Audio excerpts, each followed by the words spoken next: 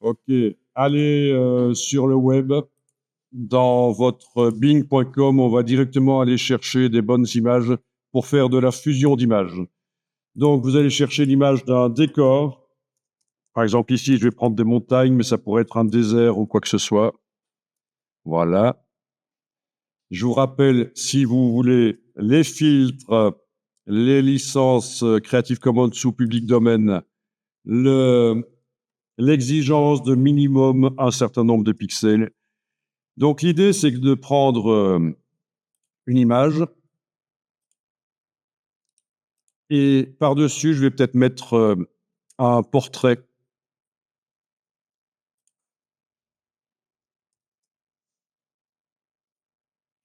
Donc, fusion d'images, c'est ce qui va être vu. Voilà. Maintenant, je vous demande éventuellement d'aller prendre un portrait ou la tête d'un animal ou quoi. Tiens, je vais essayer un loup, pourquoi pas. Voilà, ouais, ça c'est pas mal. Before the sea house of the Bachelor. Oui, avec un fond, absolument. Absolument. Voilà.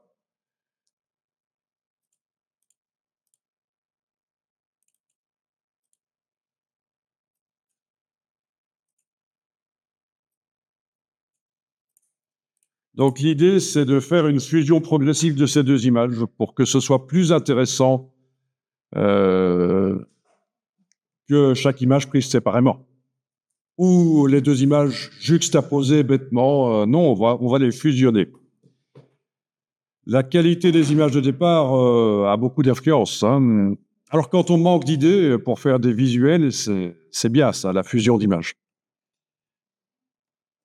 Alors, dans Photoshop, créer un nouveau document.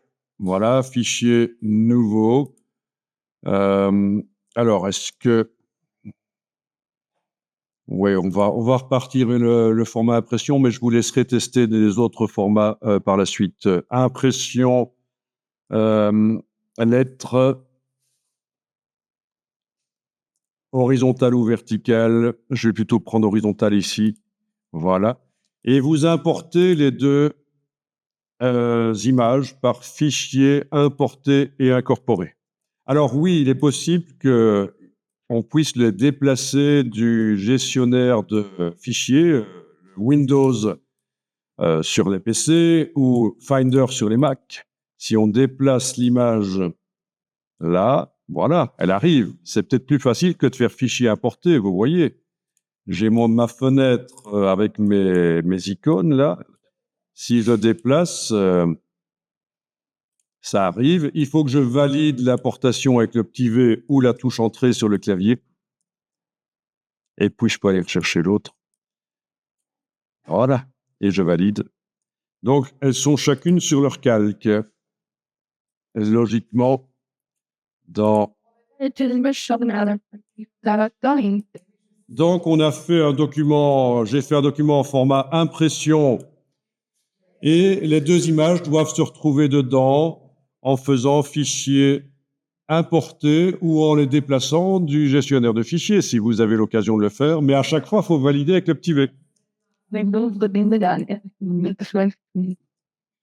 Quelle est l'image qui est au-dessus de l'autre, ça n'a pas d'importance. Le fait est qu'elles doivent être grandes dans la page. Il ne faut pas les faire petites. L'idée ici, c'est de les mettre grandes. Et normalement, quand on les importe, elles remplissent toute la page et il suffit de cliquer sur le petit V et c'est bon.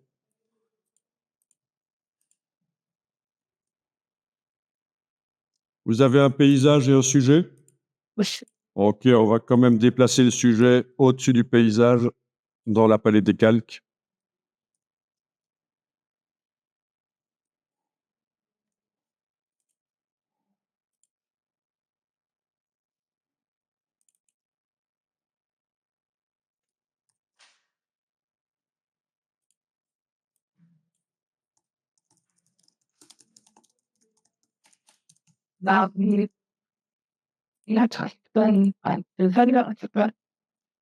Déjà, quelque chose qui peut être intéressant, c'est quand vous avez le calque du dessus qui est activé, ça veut dire on travaille sur lui, hein. C'est pas celui-là, c'est pas celui-là, c'est pas aucun, c'est celui-là. Vous avez ici le mode de fusion. Cliquez et tentez des modes de fusion, passez dans le menu. Vous voyez, c'est le mélange de l'image avec de l'image du dessus, du calque du dessus avec le calque d'en dessous, en fait. Donc, c'est de la fusion. Parfois, ça peut donner bien. Voilà. Parfois, ça peut donner quelque chose de bien. Yeah. Parfois pas. Some closing. C'est la manière dont les pixels se mélangent. Alors, quand on est en normal, ça recouvre. Donc, le calque du dessus recouvre l'image du dessous. Mais quand on est dans un autre mode, ça mélange. Something stick the subclub to me. Mais ça dépend, ça peut donner bien. Il faut tester les fusions d'images. Parfois, ça donne bien, parfois pas. Ça, c'est une première chose. Voilà. Le mode de fusion, dans le sens vertical, on va dire. C'est une fusion dans le sens vertical. C'est l'image du dessus qui se fusionne avec celle d'en dessous. C'est fusion comme ça, dans ce sens-là. Est-ce que chez certaines, ça donne bien ou pas? No, I trust these with it. Oui, ça peut aussi fonctionner si l'animal n'a pas de fond. D'ailleurs, il est facile de supprimer le fond. On va tester après, mais là, vous découvrez, puis vous testerez avec des images plus intéressantes peut-être une fois que vous aurez compris en quoi ça consiste, hein. Ok, ça c'est la première chose. Est-ce que vous avez pu voir la fusion? Alors, on va remettre en normal, donc ça veut dire recouvrant. Voilà. Et après, on y reviendra s'il faut, hein, à la fusion comme ça. On va faire l'autre type de fusion maintenant.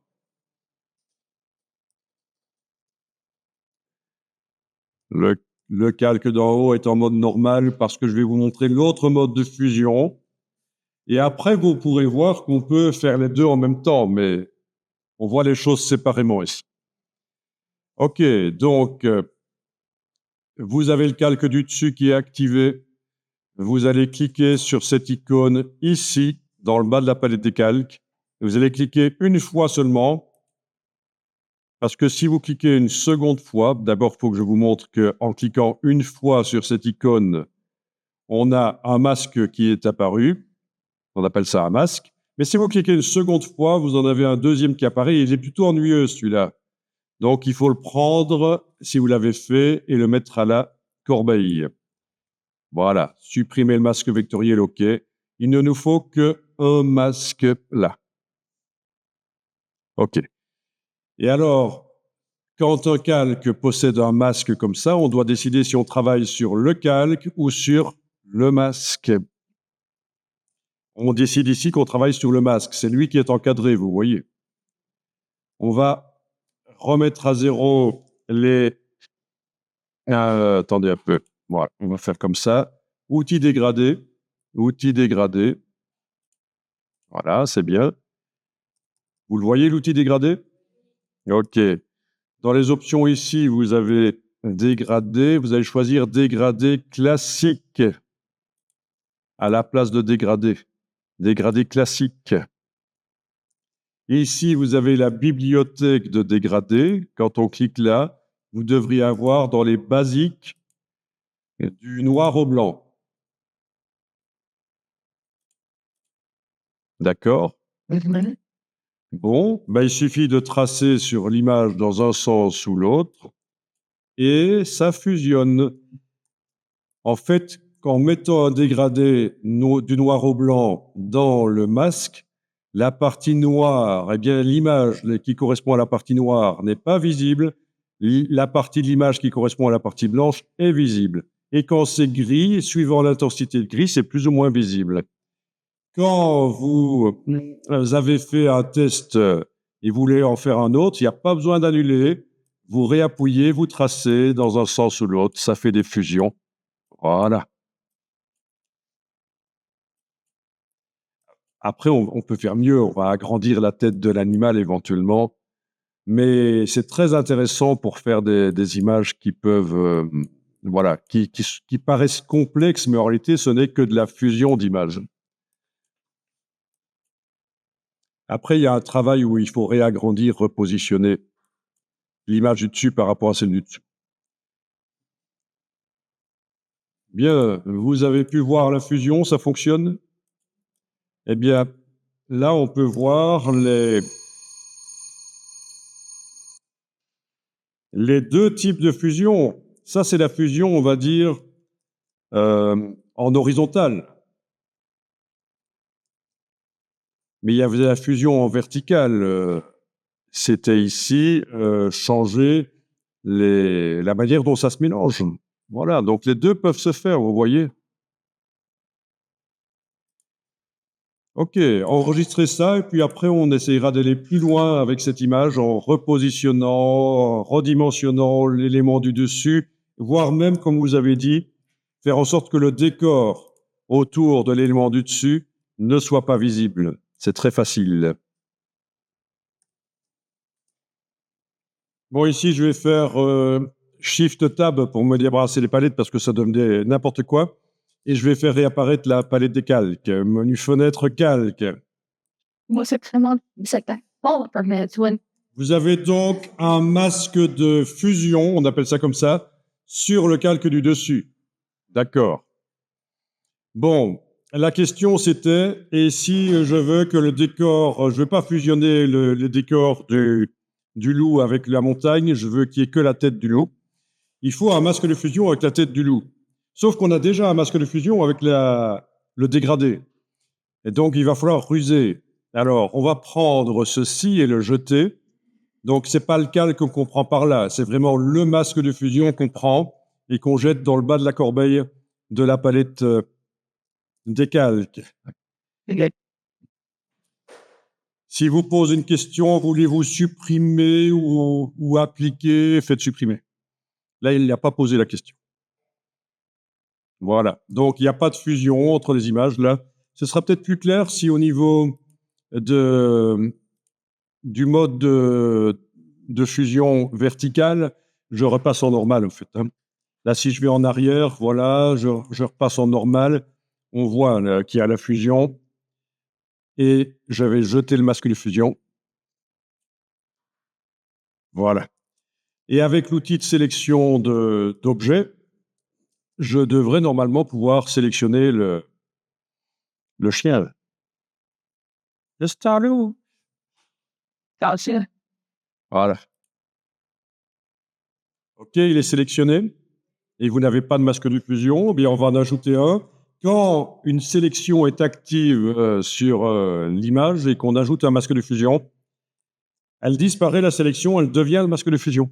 Donc si on clique là-dessus, la sélection en pointillé disparaît, mais elle devient le masque de fusion. C'est la string, ça va aider. Voilà. Après, le bord, il n'est pas nickel. Je vais changer d'outil parce que chaque fois que je survole, ça fait du rose. Je change d'outil. Donc, le bord n'est pas nickel, mais ça se règle. C'est autre chose. Vous voyez, c'est pas normal, hein, des poils comme ça. On verra après. D'ailleurs, je vais enregistrer ça et si j'ai l'occasion, je vous montrerai comment rapidement régler le problème. Non, mais c'est ça, c'est Ouais, vous pouvez enregistrer régulièrement. Donc, j'ai besoin d'un masque de fusion avec un dégradé pour faire la fusion entre la tête et la montagne. Pas possible, il y a déjà un masque de fusion. Donc, et oui, et si vous cliquez à nouveau là, c'est pas un masque de fusion dans lequel on peut mettre des pixels, c'est ce qu'on appelle un masque vectoriel. Ce sont des vecteurs, des courbes de Bézier. Donc, si vous avez cliqué là, après, vous avez une troisième icône qui apparaît, vous la prenez, vous la jetez. Il ne la faut surtout pas. C'est une erreur. Supprimer le masque vectoriel, OK. Donc, l'idée ici, c'est de faire des calques conteneurs, c'est-à-dire qu'à droite du nom du calque, vous allez pouvoir faire un clic droit et demander, évidemment, ce n'est pas le seul endroit où on peut demander ça, mais je vous montre qu'une seule manière de faire. À droite du nom du calque, clic droit, et on demande convertir en objet dynamique. Et à ce moment-là, on a cette petite icône bizarre qui apparaît, qu'on avait déjà avant d'ailleurs parce qu'on avait fait l'importation. ce sont des calques conteneurs. Donc, le masque de fusion est toute l'image du loup, sa tête et le décor sont à l'intérieur. Et du coup, je peux ajouter avec l'outil masque de fusion sur ce calque conteneur un masque de fusion dans lequel j'y vais au dégradé. Je vous rappelle, outil dégradé. Dégradé classique, c'est important, sinon ça vous fait un dégradé sur un calque. Pas Donc, dégradé classique, du noir au blanc, c'est ici dedans dans la bibliothèque, on a ça. Voilà. C'est le premier vous montre toujours quelles sont les deux couleurs qui sont dans la palette des outils ici, en fait. Hein. Donc, ce ne sera pas systématiquement ici du noir et blanc, mais là, en tout cas, ce le sera. sound like sin. C'est pas grave que ce soit inversé à partir du moment où c'est un dégradé linéaire que tu fais par radial. Ça n'a pas d'importance que ce soit inversé. Si c'était un radial, ça pourrait avoir de l'importance si c'est du blanc ou du noir au milieu. Mais là, linéaire, ça dépend juste le sens dans lequel tu traces, ça va aider. Donc on trace et voilà, on trace et on fait ça. On a de la fusion. Je vous rappelle qu'il ne faut pas annuler un quand quand vous voulez en refaire un. Il ne faut pas l'annuler le précédent, ça ne sert à rien. Il faut juste retracer. Ça remplace le dégradé qui se trouvait là. Alors ça ne donne pas grand-chose parce qu'en fait, il faudrait que la tête ici soit plus grande. C'est ce qu'on va faire. C'est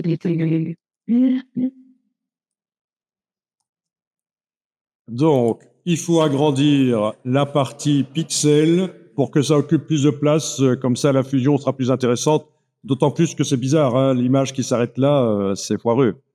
L'image du loup qui s'arrête là.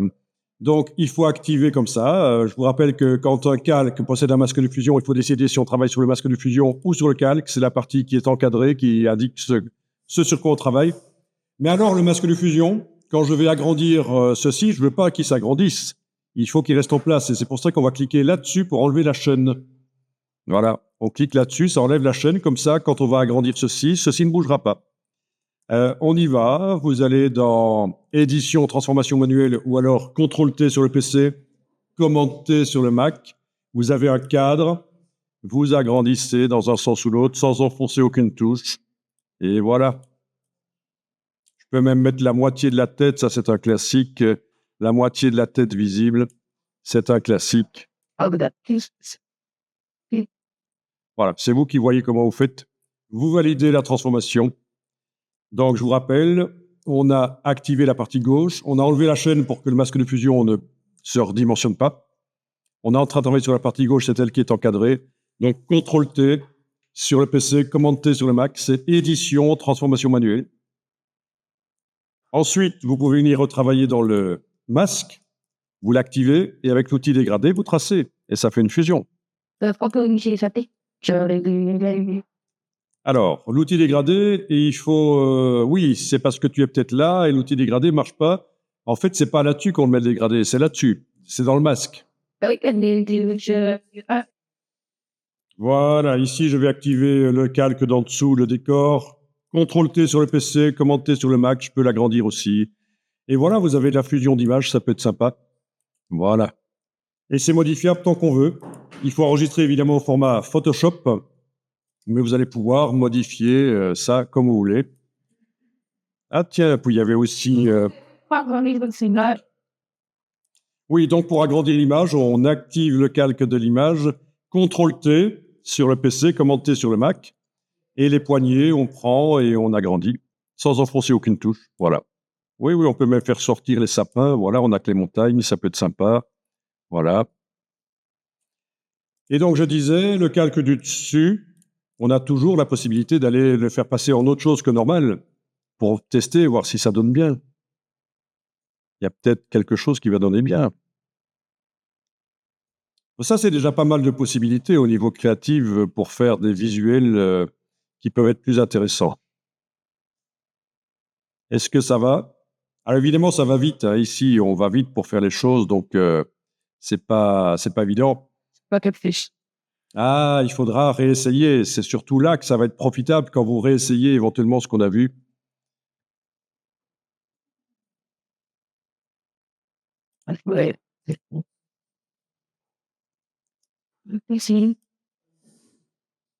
Voilà, il y a plein de choses à essayer.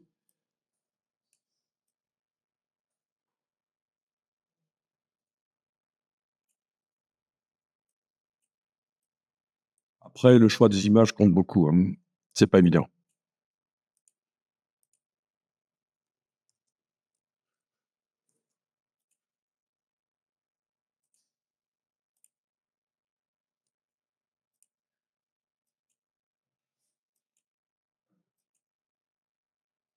OK. Alors, croyez-le ou non, mais je peux vous dire que ceci, c'est l'explication, c'est la version simple. On pourrait tenir pendant 2 jours avec, un exercice de ce genre-là, en fait, hein.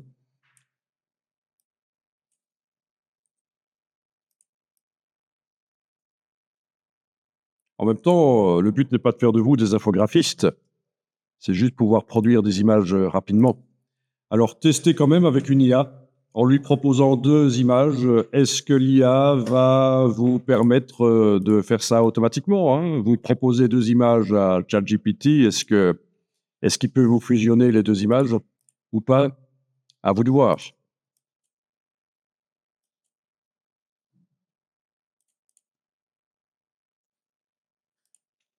Much than that. That's it. Voilà. J'ai joué juste un peu sur l'opacité pour mieux intégrer. Comme ça, on voit quand même la montagne derrière à travers un peu. Voilà, c'est vraiment du cas par cas.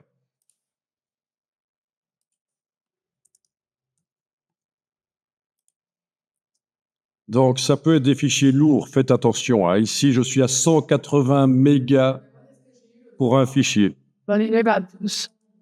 Voilà. Dans ce cas-là, vous n'êtes pas obligé de fournir tous les enregistrements que vous avez faits. Vous pouvez faire une sélection parce que sinon, c'est trop lourd. Ça va devenir des gigas et des gigas, donc des milliers de mégas. Donc, faites une sélection si vous voulez, hein. Sinon, ça fait trop. Oui, ça, c'est les fichiers Photoshop. C'est tout de suite très lourd, en fait. OK, donc on peut dire que pour l'instant, on termine avec ce fichier-là. Vous, sauvegardez ça et on va passer à la retouche rapide de portrait, grâce aux filtres neuronaux de Photoshop. Vous allez voir, c'est assez amusant et dingue et je vais vous mettre des images que vous allez devoir télécharger. Je vais vous dire où elles sont.